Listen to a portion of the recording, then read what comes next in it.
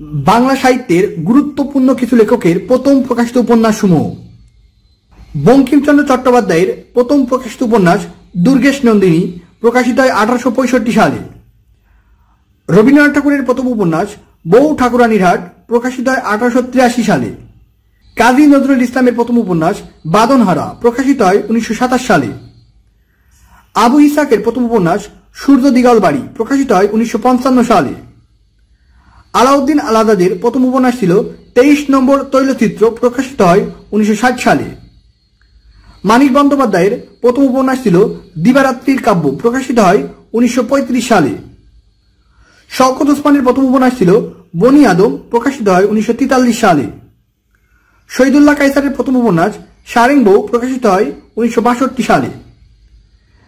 মীর মোশাররফ হোসেনের প্রথম উপন্যাস ছিল রত্নাবতী প্রকাশিত হয় 1869 সালে। আখতারুজ্জামান ইলিয়াসের প্রথম উপন্যাস ছিল সিলেকোঠার সেপাই প্রকাশিত হয় 1987 সালে। সৈয়দ ওয়ালিউল্লাহর প্রথম উপন্যাস ছিল লাল সালু প্রকাশিত হয় 1948 সালে। প্যারিসাত মিত্রের প্রথম উপন্যাস আলালের ঘর দুলাল প্রকাশিত হয় 1858 সালে। বেগম রোকেয়ার প্রথম উপন্যাস ছিল পদ্মরাগ প্রকাশিত হয় 1924 সালে।